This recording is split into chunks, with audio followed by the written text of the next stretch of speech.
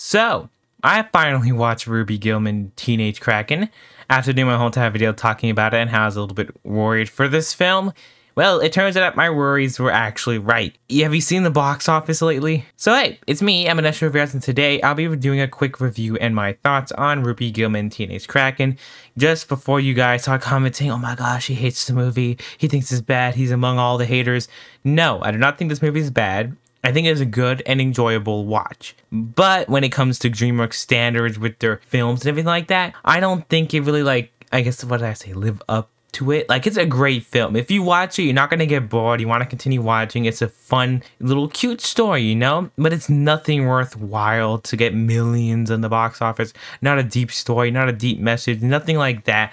But just let me really explain, because first of all, I already know they marketed it terribly when it came to the timing to when it comes out, because Universal is trying to market the Mario movie as much as possible, and that thing made like what, $1.3 billion, so it worked. But when it comes to Ruby, I feel like even Universal, or you know, the Dreamworks somebody making, doesn't really care that much about it, and just want to pump out the movie because literally it only been in the theaters for like what, 2 weeks or so, only 3, I think like a month or so, but then they took it out, put it straight to streaming services, and of course, I watched it, and I gotta say here now, it's still okay. So it's all about Krakens and how it's a teenage Kraken living in a whole world with a Kraken family, but only the girl Krakens become Krakens and the other ones are just like mini baby squids, and technically it makes still no sense why it can't be boy Krakens, but like I guess that's okay. They didn't really explain it that much, and it definitely felt like, since the movie is only like what, 1 hour and 30 minutes with 10 minutes of credits, so it's technically like a 1 hour 20, 1 hour 25 minute movie. So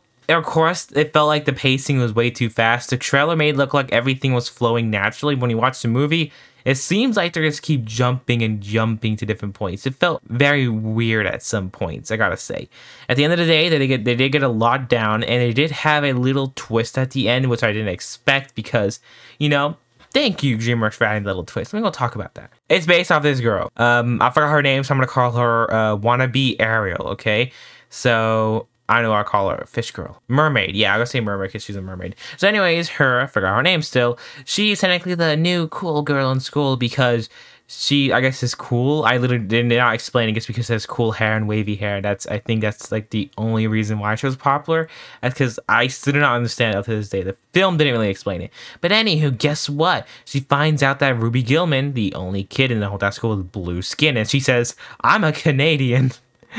Oi, and the minute she said that, or I forgot what she said, or oi, I forgot what she said, but she's like, "I'm a Canadian," shows the pin, and the all was like, "Oh yeah, that makes sense." I gotta say, it was like in the first 10 minutes, I saw like I like chuckled like, wow, okay, it got a good joke in there. But then after that, anywho, she obviously knew something was up. Then she finds her turning to a big Kraken, so she's like, okay, she ain't normal.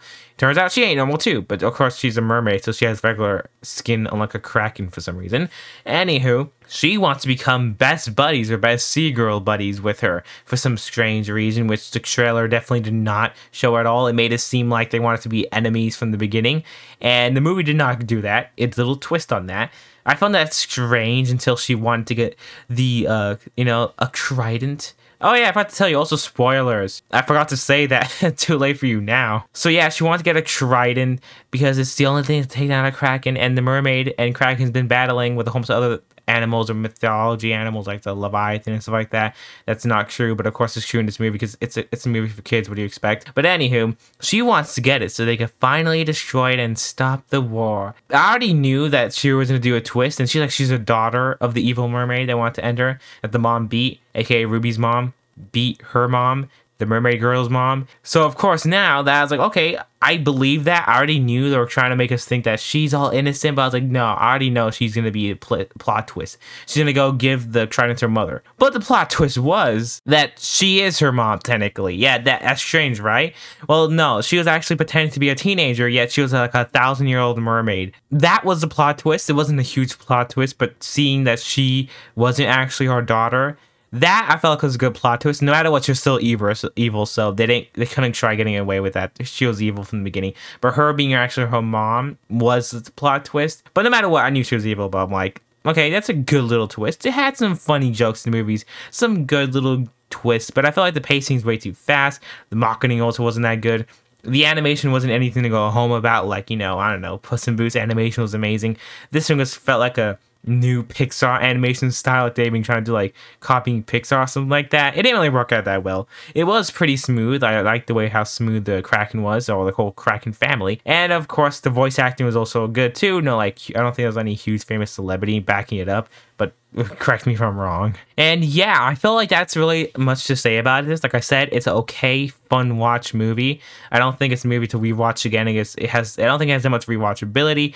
I guess I can see why many people didn't go to the theaters, and literally 50% of it was because they didn't know this movie existed until people started talking about them because they marketed it so badly. But I feel like if they marketed it like a lot, I feel like it could have made a couple of $100 million, but it wouldn't be anything passing like 400 to 500 million. I haven't seen Elemental yet, but I probably will because I feel like the animation is like amazing, and they said the story was something that the trailers did not really show.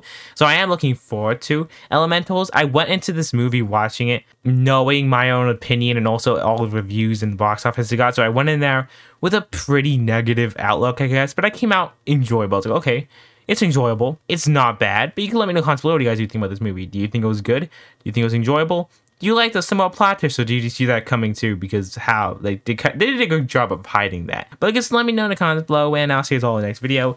Let me know if you think the movie should have been longer and have some more, I guess, better things in there. Just let me know. Also, do you think that should be boy Krakens? Because they still never explained that. Please explain that, Dreamworks.